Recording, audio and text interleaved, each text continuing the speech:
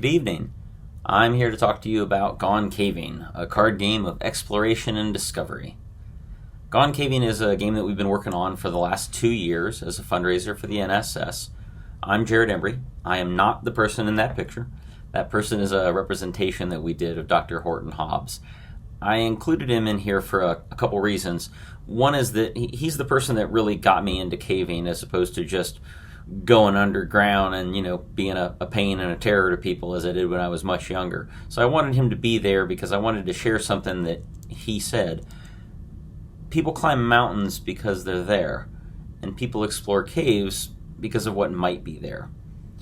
That really captures, I think, the feeling for me of why I would want to go caving and why we decided to make this game. It was about wanting to share that experience with other people and specifically share it with younger people. That idea of exploration comes pretty naturally when you're young, and getting to kind of rekindle that in adults or children is the whole reason that we wanted to do all of this.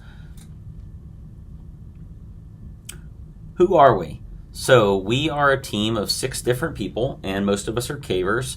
Some for decades and others just for the last few years. There's myself, and there's a gentleman named Ken Irwin. He is our librarian. He is keeping all of these things organized, and he is really the real reason that this is a thing and not just a discussion that we're having around the campfire. Our artist is named Beth Kuhnel. She is the person who did all of these illustrations that you're going to see in the next few minutes. Tracy Obenauer is our graphic designer. She did all of the card work, the design work, and layout. Megan Gaskin is our legal counsel and keeps the business side of all of this running smoothly. And Jeremy Trim, who is one of our developers, he helped with the virtual reality development of the game. That was kind of cool. When we did all of this, the entire game initially was play tested first in virtual reality. And we did that because we didn't have any money.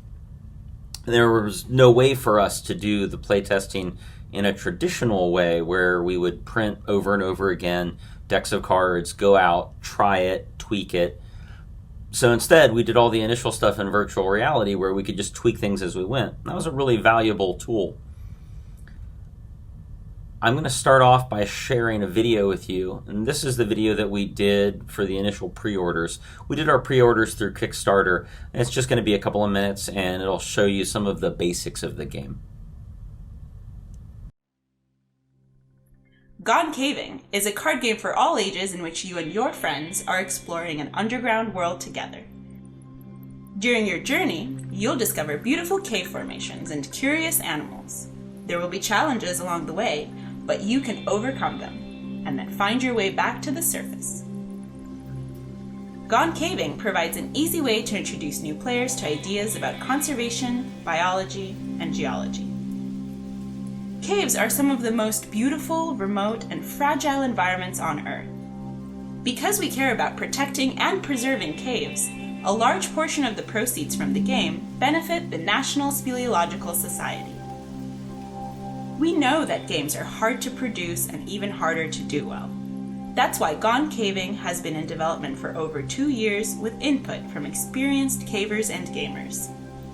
Each card is professionally illustrated and based on accurate depictions of the formations, animals, and equipment that cavers encounter in the underground world. Big things can have small beginnings. That's how caves form, too. Slowly at first, but the momentum builds. With the help of people like you, we are ready to release Gone Caving to the world, and we look forward to seeing you underground. So, why make a card game in the first place?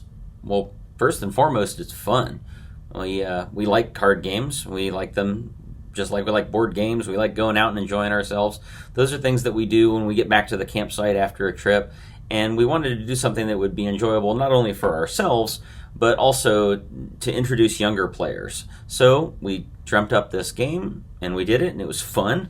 But we decided we wanted to scale it up a bit.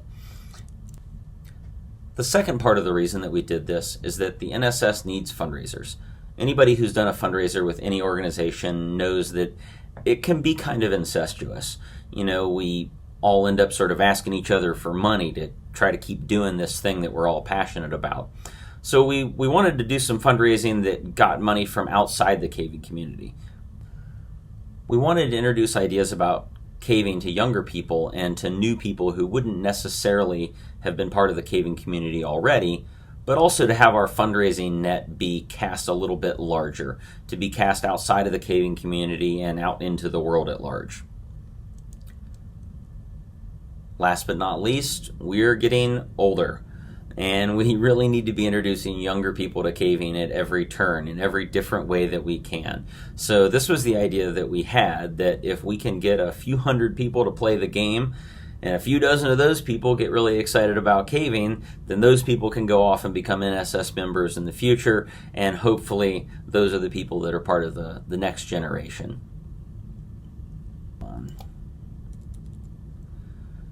We hit about 148% of that initial fundraising goal, which turned into our first check going to the NSS just a couple weeks ago for $2,860, and our first shipment of cards going out to the NSS, where you can probably buy them as I'm speaking through the NSS bookstore. 100% of those proceeds through the NSS bookstore go to the general fund, and if you buy a card game through any other vendor or through any gift shop, for example, we're sending out the state parks, national forests, and so on, tour caves. If you do it through one of those venues, then $5 from every deck goes to the NSS, and those get earmarked to cave acquisition and the education funds. We send those checks quarterly, so our first one just went out.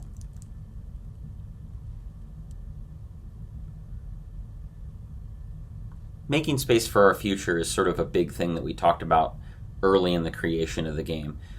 We wanted to introduce these ideas about caving to young people and get them excited, but it's really about getting people involved in caving for the future.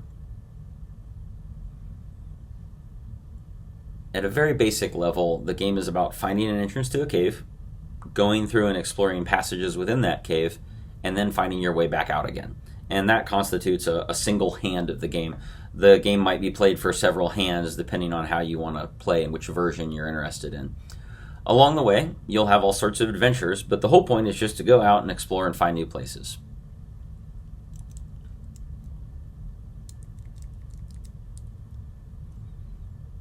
There are different kinds of passages that you'll explore. Some of those passages will have animals in them. Some of those passages will have formations, and some of those passages may require the use of survey equipment. So as you're going through, you'll find these different cards and different distances of passage. They're representing different unique things that you might find in an underground environment and equipment that you might find if you were part of a team that was mapping or surveying in a cave. There are a variety of different hero cards as well. There are two different kinds of hero cards. Expert hero cards, which includes the biologist, the geologist, and the cartographer. And then you have hero cards that are more dedicated to skill sets. So a cave diver or a skinny caver, which is just our card for getting through tight spots, or a vertical caver for getting through vertical passages. Along the way, there may be challenges, and when you meet those challenges, you'll need things to solve them. So, for example, if you get a card that has a vertical passage played on you, you'll need a rope in order to get past that. Same is true if you get a sump passage, you may need a scuba tank to get through that sump, and so on. The two-type passage is a little bit different. It just slows you down a little bit, so you'll need to crawl through those passages. Some of the passages are things that you can be immune to. So, for example, if you were a cave diver or a vertical caver, you would be immune to the sump card or to the vertical passage card. If you were a biologist, you would get some different things out of those passages that had animals in them. So when you're going through and exploring, for example, a 100-meter passage, you get extra points by virtue of you having some background in that area and knowing a little bit more about the animals that you saw.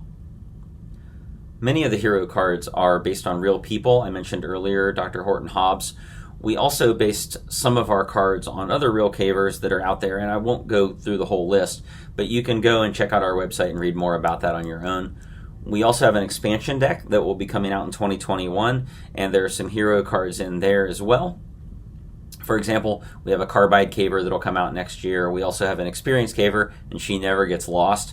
She always gets to go out and do whatever she needs. When we were developing this, we put a lot of effort into making sure that the equipment and things that we represented were accurate, but we also talked a lot about representation when we were working on the illustrations. We wanted to make sure that players, especially younger players, could see themselves in the characters in the game, and that became something that really hit home when we started playtesting at events. The first time that we heard somebody shout out, "I'm the geologist," and not somebody saying that they had the geologist card, that was a really good indication that we had done something right. That same day, we also had an older caver who had done a lot of survey work himself puff out his chest and say, "Well, I'm the cartographer. I'm going to be the cartographer." And that was something that he did in real life. That was really great. We wanted to present accurate portrayals of the animals, equipment, and formations that cavers encounter. Of course, that's an important educational aspect of the game.